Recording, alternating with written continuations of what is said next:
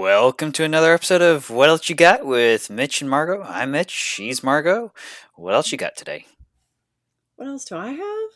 Hmm. Yeah. Well, some days it just feels like I'm not doing my best. How do you gauge if you're doing your best or not? Well, I've been working on changing what I use to measure doing my best. There was actually a video I saw, or actually, there's been a couple videos. Basically says that your best is what you can do without hurting yourself or mentally hurting yourself, physically hurting yourself. It's making the most out of what you can do without making it where you can't do more. Well, and I have an opinion on the topic, but I like this topic because I know lots of people who say, "Ah, I just didn't do my best today, or I just didn't do my best on the test, or I just didn't do my best giving a speech." But in fact, you did do your best. Regardless of the outcome, you did your best. But people will argue, no, I could have done better. Well, maybe on a different day you could have done better. But for this particular day and time in this spectrum, timeline, you did your best. And sometimes, especially perfectionists, recovering perfectionist here, Hey, some, me too. ah, sometimes perfectionists expect themselves to hold such a high standard that anytime that standard's not met, then we are harsh on ourselves and say, I didn't do my best.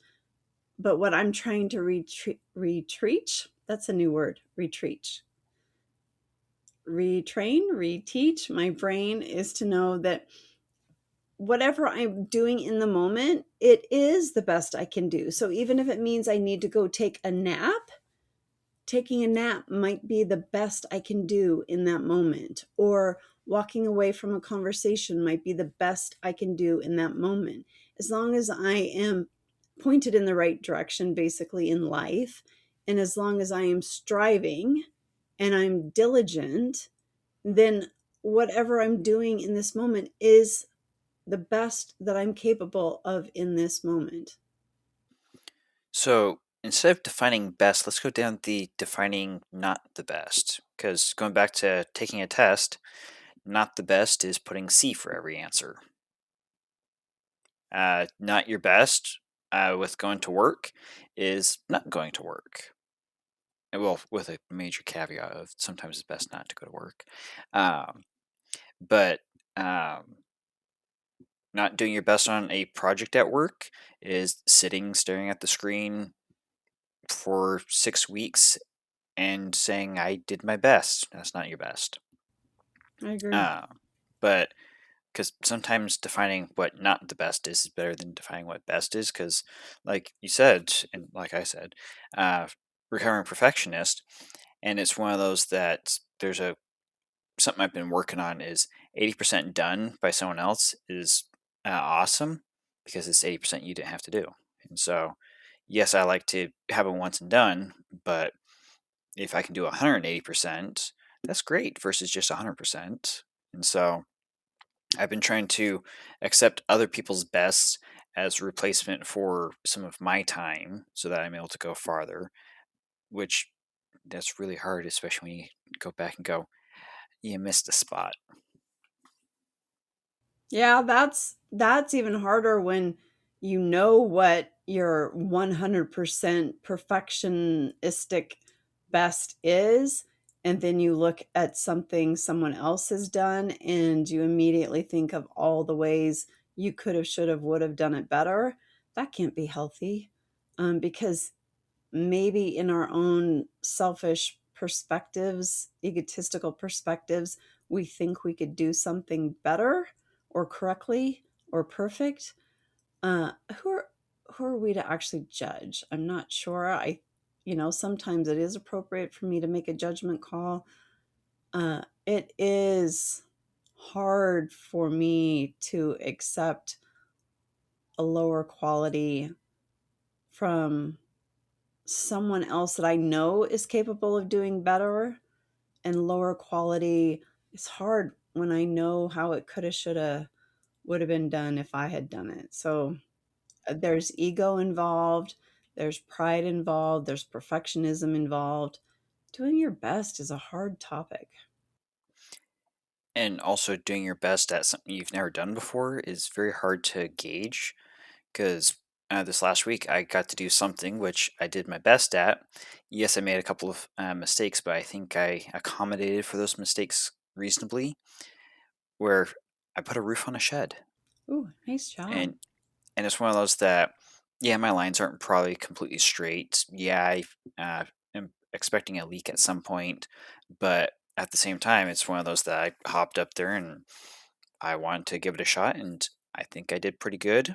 Uh, just because it was something new I was trying, and I did my best at it. Well, and that's another issue with perfectionists is oftentimes, and I'm speaking from a place of experience, oftentimes a perfectionist will not want to try something new because we know that perfection is probably not achievable in the first attempt. And so why bother doing something if you can't do it beautifully, wonderfully, perfectly? And so I know it serves as a huge roadblock to a lot of perfectionists. Yeah, that's definitely one of the things I have problems with is starting something knowing it's naturally going to be a failed attempt, which at the same time, failed attempt and best attempt are sometimes the same thing. And it's one of those that, because like the shed, I'm looking at putting a ramp to get stuff up into it. And I literally spent 2 hours designing a ramp, and I'm going, I have no clue what I'm actually doing, and I won't know until I start doing it. And when I'm done, I'll realize what could have done better. But it goes back to perfectionists like to guarantee everything, but that's where your free whimsical friends that just jump in and seem to get everything right, it's because they accepted failure as an option, but they're willing to try. And because they've tried a lot of things, they failed at a lot of things, they're good at a lot of things. And so it's detriment of the perfectionist because they don't want to try. It's the benefit of the whimsical person because they tried, which goes back to a story of a college professor for a pottery class. Half the class was told to make as many pottery as they can, and they'll be graded on their last one. Half the class was graded on just doing their perfect one at the end, and the ones who did more had the practice, the experience where they're able to have the experience where they're able to produce the best, as the ones who sat, studied, designed, and tried. They didn't have the hands-on experience to do it the best. And so sometimes it's just throwing stuff at the wall and seeing what sticks is the best that you can do. Well, and one of my favorite books is The Artist's Way. And I believe in there that it talks about the concept of giving yourself permission to fail or permission to make ugly art first. And I know that there's a whole bunch of online content producers that promote the concept of creating ugly art. Because if you can give yourself permission to create ugly art, if you can give yourself permission to gloriously fail on your first round of attempts, that's where you learn essential skills to become better. And how will you ever become your best if you don't allow yourself the opportunity to experiment with failure first? And I can see you've got something, but let me tell you one more thing. One of the things I love most about quilting is the concept of the Amish quilt. So in Amish quilting, they believe that no quilt should be perfect because only God is perfect. And if you're striving for perfection in your quilts, and apologies to Amish culture if I've misrepresented it all here, but my understanding is that if you create a perfect quilt, you're insulting God because only God is perfect. And so Amish will intentionally embed a flaw into their quilting so that it is intentionally not perfect. And so while their best may be to create a perfect quilt, they intentionally make it so it is not perfect. And so I think if we want to be creators of anything, art, engineering, anything, we need to allow ourselves permission to have a round of failures first to learn from, and then we can grow and we can create better art. What are you wanting to show us there? Well, I was going to start with a segue of one reason why I like 3D printing is because it's part of the rapid development, fail fast mentality, which fail fast is also in software engineering and probably a couple other things where you intentionally go quickly and you test regularly so you can fail quickly so you can adjust. And I failed in multiple attempts because I've got this little box. Okay. The first one's kind of obvious. I ran out of filament, so I changed colors, which to me doesn't bother me. And then second, I got the sizing of the boxes wrong, which yeah, they look correct, but and Yeah, what's some of them wrong? are What's correct. wrong about it? Well, some of them are just barely too short for what I intend to stick in it. Some of them aren't quite the right spacing for what I intend to stick in it. And it was an attempt to get everything to fit into one nice box. But as I was trying to figure out how to put this together, I realized that the correct solution is not an all in one box, but small trays, because the other problem is it's too tall for some of this stuff. So it's too short and too tall at the same time. And also, just because I was playing with it, there's a little nick in it from where the filament changed, where it didn't quite heat correctly. And so, just tons of little flaws in it. But it gave me enough of the testing to see how my different ideas would work, which it took uh, 8 hours to print this. So, an 8 hour fail. But at the same time, I'm sure I'll be able to reuse it for something else. But it's just one of those that it gave me enough idea on how to make smaller trays to fit into a different box to achieve the same objective of putting a bunch of supplies in one spot. I just changed what form factor it was, and it worked so much better. And yes, it still took 8 hours to print, but it made it where by designing multiple things and failing quickly, I was able to try stuff, and failing quickly is relative. Because I also have these, which was for a project, and these have the hole too big. It's not the right proportion. It doesn't fit the stuff. I actually have another prototype printed off behind me, which I don't think anyone can see, but it was to test if I one had the sizing right. And notice they're low profile. The full box is actually taller, but it's a design quick, design to fail quickly, so that you're able to build quickly. And the idea of failing fast is hard for a perfectionist, but once you get past the idea of failure is part of the process making it good, you want to fail as quickly as possible so that you can achieve the best. Yeah, so how can, yeah, I don't even know where to go from there. Do we talk about perfectionism or do we talk about people striving to do their best? Is diligence good enough? Is striving good enough? At what point do you say, what I accomplished today was good enough and I'm content that I did my best?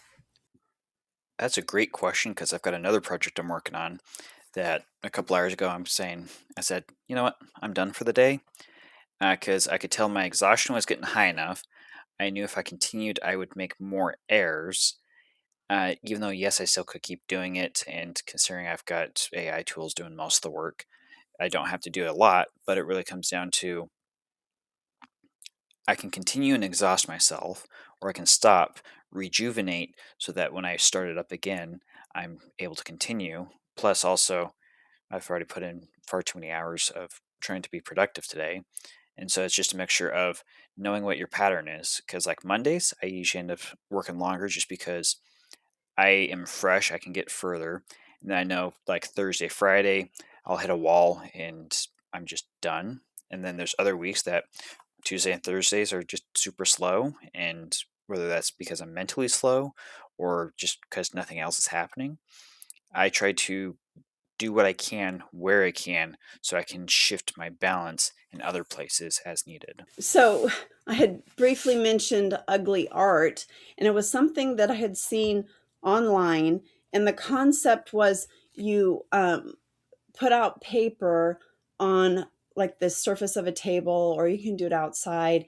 And it's a somatic uh, therapy technique where you just squeeze paint all over the place, and then you get in there with your whole arms, and so you feel it on your body, you feel it in your fingertips and your fingernails, and then you let it dry, and then you tear it, and you try to create the ugly art into something pretty. I don't know that I ever liked the ugly art. So this is my feelings, my emotions and feelings sketchbook. So I just went to the store, and bought a blank sketchbook. And then the goal was to try to do this ugly art. But for me, it didn't work that great. But I'm going to show you a couple of things. So this was where I did this squishing paint and then tear it apart and try to recreate it into something. I tried it multiple times as a way to express my emotions and get it out, but it just really never worked really well for me. And then part of it started to click, because in therapy I'm working on my negative self-talk. And so I realized it wasn't working for me because it was still negative self-talk. I was calling it ugly. And so something clicked right around that same time I was introduced to Zentangles, and that's when I realized it doesn't have to be ugly to help me process my emotions. And so this is where I switched from the ugly art over to Zentangles, because Zentangles can be really, really cool and really pretty and still help you process emotions. So a couple of my early Zentangles. And but the thing is, I gave myself permission to let it be ugly. It was okay if it was ugly, but it didn't have to be. And so processing my emotions in Zentangles, it has really, really helped me. And some of these have turned out to be really cool. But another thing that I've done with it is I've also created gratitude pages. So this is a Zentangle and a gratitude page. And so it allows me the opportunity to come in and notate things that I'm grateful for. But also, the thing that actually made me come and grab this book is because I saw this on social media. I haven't finished coloring it in or anything, but you were talking about, did I do my best today? And so I just, as a recovering perfectionist, oftentimes I will lay in bed at night and think, oh, I forgot to do this. Oh, I wish I hadn't have said that. Or, oh, I wish I would have done this better. Well, this list is such a great list. It's a great thing to think. It's called, and I don't remember the source, but I got it. I follow, lots of mental health people on social media. And so it's a list of nightly reminders. And so it's a list that you can review before bed to convince your brain that I did, in fact, do enough today. I did my best. It was enough. So I'm just going to read some of these off to you. So, nightly reminders: today is complete. I did enough. One moment does not define me. My brain can rest now. I don't need to solve tomorrow, tonight. My body is safe. I am allowed to grow without urgency. The life I want is built through small, aligned decisions. So, in the concept of, did I do my best? Well, if we think about those small, aligned decisions, I think if we strive in those moments to do our best to make sure those small decisions are aligned with our ultimate goals, then I think we can allow ourselves to rest at the end of the day, knowing that no matter the outcome, we in fact did our best. Yeah, and there's quite a few things that you talked about that is super awesome because you talked about how you started with a concept that you didn't quite agree with the ugly art, but then as you were doing it, you were able to transition into something that you preferred, and then once you got into that, then you were able to expand it further into even more, and you're expanding it one more because it starts with a failed attempt at something, which turned into a okay attempt at something different, which turned into your preferred attempt. And it really just comes down to failure is sometimes the best gateway to your success. Yeah, and I don't tear out the pages. As much as I dislike the first, I don't know, 5 or 10 pages, I'm not letting myself tear them out because it shows my progression. It shows where I started, how it morphed, and what it's becoming. And even if I create something that I think actually is really ugly, I'm leaving it in there because it's part of my process. It's part of me exploring my emotions, focusing long enough on the paper to explore that emotion fully. It's giving me an opportunity to name precisely the emotion and work through it. Yeah. And some of the bigger companies in the world today started out as failures. Because the one that comes to mind that I just love, one, because I can remember it, and two, I actually like it, Slack. Slack, the office messaging app, which you can also use it as a free individual. They started out, I want to say it was as a game development company or a software development company that they just couldn't sell their product. And so that part of the company failed. And as they were going through, they realized, hey, we have this really phenomenal internal messaging tool. Let's see if we can sell that instead. And so that failure turned into one of the best messaging apps for productivity. And it's just super awesome. Um, and like KFC, I think Colonel Sanders, I want to say it was like 63 before he started doing KFC. He was old. He wasn't Hey, a young chicken. who wasn't a Uh, spring chicken? yeah, that one. Um, and then adjacent to all that, one of the things that you hit a couple times was one of your affirmations was "I am enough." And so, yes, I did see the Barbie movie, and the one thing I did like in it was Kenough. Ken enough, just because Ken was trying to figure out where he fit into Barbie's big adventure, where she ran off, and what's Ken without Barbie? But so Ken tried a couple different things, and then he found that he is enough just to exist. I kid you not. You said the I am enough. I just barely bought this at the store today. It says, I am enough. I'm not usually a journaler, but I am so excited to go on this week long adventure in less than 2 weeks now called Mountain Trek.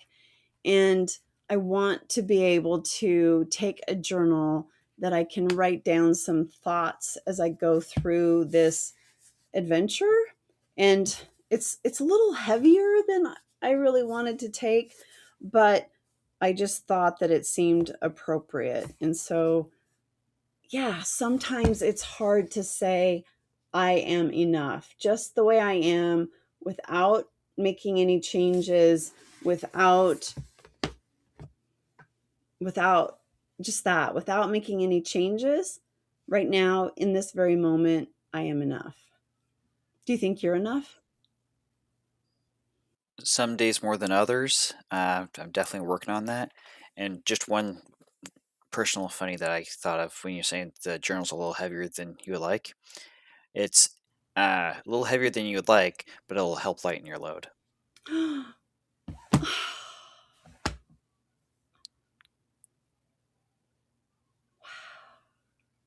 That was Uh really huh. good.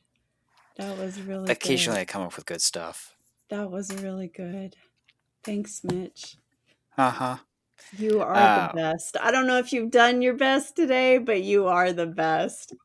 oh, Aw, shucks. but yeah, with just being enough, it's definitely tricky. Some days more than others, but it's one of those that it really comes down to: am I putting in a fair shake at trying to succeed? Then yes. And when I say fair shake, it because sometimes it's a sit around and just take the day off so that you can give the fair shake tomorrow. Because if you do two half shakes, it's not worth it anywhere close to a full shake. So just trying to balance your ability to give enough, to be enough. Well, and I'm sure you've heard the term absenteeism. Have you heard of the term presenteeism? No, but I've also heard of quiet quitting. Oh, interesting. So yeah, absenteeism is when you miss too much work, right? Presenteeism, I'm not sure I'm saying it right, is when you show up to work but you get nothing done. And so, are you doing your best? If just showing up is doing your best, occasionally that's probably fine. But if you regularly just show up and warm a seat, I don't know that you're doing your best. There is one concept specifically in like uh, personal improvement with the gym where if you can't convince yourself to go into the gym, you can at least convince yourself to go to the gym and sit in the parking lot. And then as you sit there, you're eventually going to go, well, this is a waste of time. I should just go in. And just by the fact of showing up is slow progression towards where you're going. That is the case in some places. So your presentism fits into the quiet quitting where you warm a seat because you don't feel valued enough to contribute. And so basically you quit, but you're not quitting and you're waiting to be fired because then basically you're hitting the pure minimums. And in some cases, that may be your best because home life may be all over the place. Or if you are just not happy with it, what are you doing to improve your best so you can give your best without giving your all? And because, yeah, you can be at work, but why sit somewhere that drains you when you two seats over is somewhere that you can thrive? Hmm. Maybe it has something to do with self awareness. Maybe it has something to do with knowing how to set goals, knowing how to achieve goals, knowing how to define what your goals are, what it is you actually want. I would actually take it one step in a slightly different direction of it comes down to how you regulate yourself.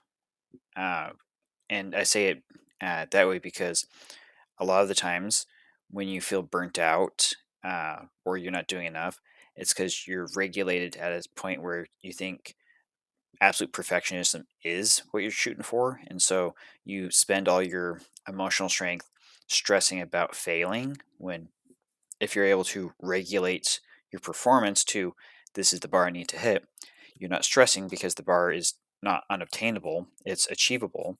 And then you're able to transfer that stressed effort into performance effort, which then helps you re regulate other parts of your life. And so, where are you aiming? Because if you're aiming, shoot for the uh, shoot for the moon and you land among the stars. Well, is that really the best place to aim? Because if you end up next to a star, you'll combust. But it really just comes down to: are you aiming there because someone told you to aim there? Are you aiming there because you think that's the objective, or are you aiming there because that is where you're supposed to be pointed?